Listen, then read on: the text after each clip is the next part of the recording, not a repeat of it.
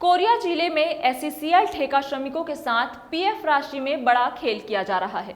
अविभाजित कोरिया के एससीएल इकाइयों में कार्यरत करीब 4,500 ठेका श्रमिकों के पीएफ और वेतन से हर माह 1.5 करोड़ से अधिक रुपए काटी जा रही है, लेकिन यह राशि सीएम पीएफ खाते में जमा नहीं हो रही है। हैरानी की बात तो यह है कि श्रमिकों को दिया गया सीएम पीएफ नंबर ही फर्जी मिला है। देखिए कोरिया जिला ब्यूरो कमालुद्दीन अंसारी की खास रिपोर्ट। कोरिया जिले में एससीएल ठेका श्रमिकों के साथ बड़ा खेल होता नजर आ रहा है। एससीएल के श्रमिक नौकरी के बाद सीएम पीएफ राशि निकालने के लिए दर दर भटक रहे हैं। अकेले चर्चा कॉलोनी क्षेत्र की बात करें तो यहाँ ठेका श्रमिक पिछले 5 साल से 25 साल हो गए हैं पीएफ में जमा होने वाली राशि को लेकर काफी चिंतित हैं। पीएफ के नाम पर वेतन से हर माह रुपए काटे तो जा रहे हैं, लेकिन रुपए कहां और किस खाते में जमा हो रहे हैं इसकी जानकारी अब तक श्रमिकों को नहीं दी जा रही है।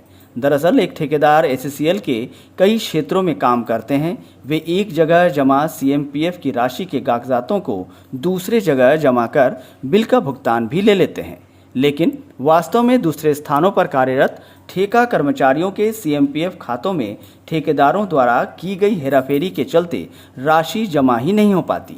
लेकिन यह सब काम इतनी बारीकी और चालबाजी से किया जाता है कि किसी क्षेत्रीय या एससीएल स्तर पर विशेष जांच कमेटी बनाकर ही इसे पकड़ा जा सकेगा।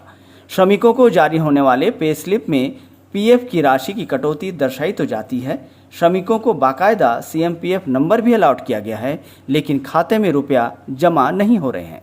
श्रमिक पीएफ के कुल जमा राशि के साथ उस पर मिलने वाले 8% के ब्याज से भी आज वंचित हैं। नहीं, हम लोग नहीं जानते हैं, कटा पैसा मिल नहीं रहा है। कितने साल हो गए? 15 साल 15 सालों से आप लोगों को आज तक भी 1 रुपया नहीं मिला। अच्छा, जो पीएफ नंबर अलॉट होता है वो आपको हुआ क्या? ना मिला है। तो उस नंबर को लेके आप कभी कहीं गए? नहीं गया। जानकारी के मुताबिक पीएफ गबन का यह खेल बीते कई सालों से चल रहा है। ठेकेदार इनके वेतन से राशि की कटौती तो करता है, लेकिन राशि जमा संबंधित श्रमिक के खाते में जमा नहीं कराता। इससे श्रमिकों को दोहरा नुकसान हो रहा है। एक तो उनकी मूल राशि की कटौती कर उन्हें कोल इंडिया हाई पावर कमेटी के निर्धारित वेतन मान से कम वेतन दे रहे हैं।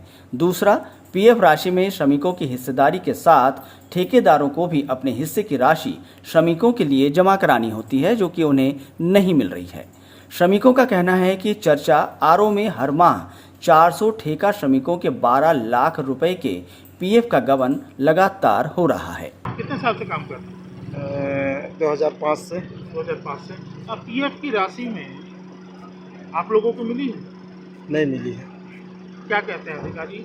अधिकारी कोई प्रूफ बताता है, कोई प्रूफ नहीं है इसका, कहाँ से दें, ऐसा वैसा, कहीं किसी फंड में पैसा जमा नहीं हुआ करके। तो इसके लिए आपने कहीं मुलाकात की किसी से, या कुछ ऐसा हड़ताल या कुछ भी ऐसा हुआ? हड़ताल किए थे। हड़ताल किए तो क्या निष्कर्ष है? वही दिए थे, इतना बड़ा बड़ा वो क्या बोलते हैं, फर्जी वाला कागज, बोले तुम्हारा इतना कटा, इतना ऐसे किया हुआ है, ये है वो है, और बाकी दूसरा कुछ नहीं हुआ।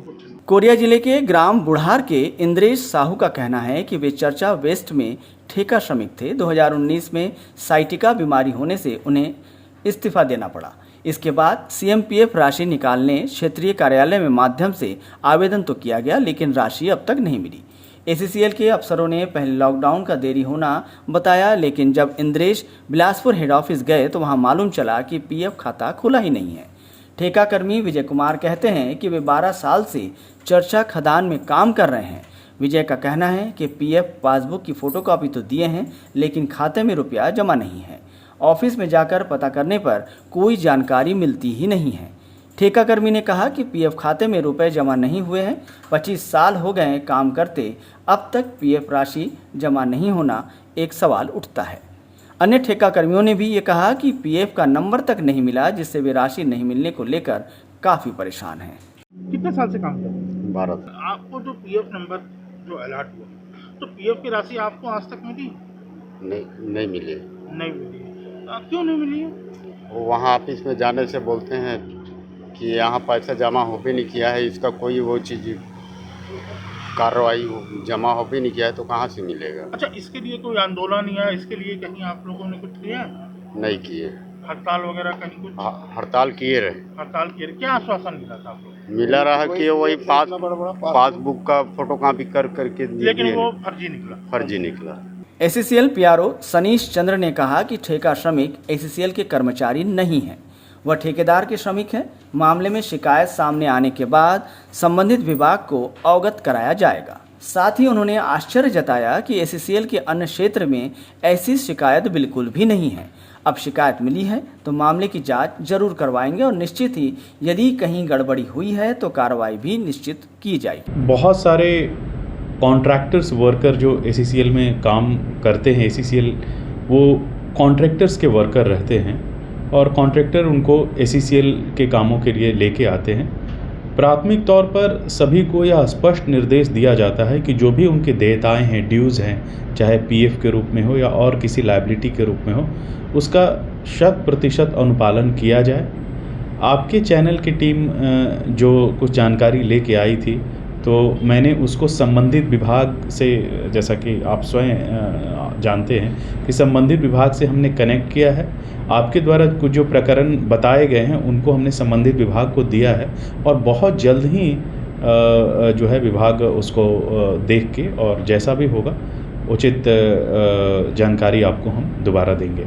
कंपनी जो वेजेज है, जहाँ जो वेजेज लागू है, जहाँ एचपीसी वेजेज लागू है उसको देती है, जहाँ जो वेजेज है उसका 100% भुगतान करती है, अनुपालन करती है। इसके अलावा जो भी सुविधाएं देनी है एसीसीएल को, चाहे ओपीडी के लिए हो या और जो संबंधित सुविधाएं हैं वो सब सुनिश्चित करती है। तो कहीं भी किसी भी प्रकार की कोई विसंगति नहीं है। हालांकि आपके द्वारा जो प्रकरण सामने लाया गया है, जैसे मैंने पहले कहा कि उसे हमने संबंधित विभाग को दिया है, जल्द ही वे इस पर अपनी प्रतिक्रिया देंगे और मैं उसे आपको अवगत कराऊंगा। प्राथमिक रूप से वे कर्मचारी एसीसीएल के कर्मचारी तो नहीं हैं, वे जो एसीसीएल के जो कॉन्ट्रैक्टर हैं उनके वर्कर्स हैं। एसीसीएल जो है उन कॉन्ट्रैक्टर वर्कर्स की जो भी देयताएं हैं उसका 100% भुगतान करती है और यह देखा गया है कि सामान्यतया वर्कर्स तक उसका लाभ पहुंचता है। इसमें यदि कोई विसंगति है, ऐसा कोई प्रकरण सामने आया है, जैसा आप कुछ प्रकरण लेके आए थे या आप कुछ दस्तावेज़ लेकर आए थे, तो हमने तत्काल उसको संबंधित विभाग को दिया है। संबंधित विभाग अवश्य ही उसका पुनरीक्षण करेगा और उसके बाद जो भी प्रतिक्रिया होगी हम दोबारा आपके सामने आएंगे। वहीं एसीसीएल के जनरल सेक्रेटरी और एटक यूनियन के राष्ट्रीय उपाध्यक्ष हरिद्वार सिंह ने कहा कि एसीसीएल की बैठकों में हमने जोर शोर से इस मुद्दे को उठाया है। जहां तक पीएफ का सवाल है, यह बात सही है कि ठेकेदार पीएफ की राशि कहां जमा करते हैं इसकी जानकारी कर्मियों को नहीं दी जाती।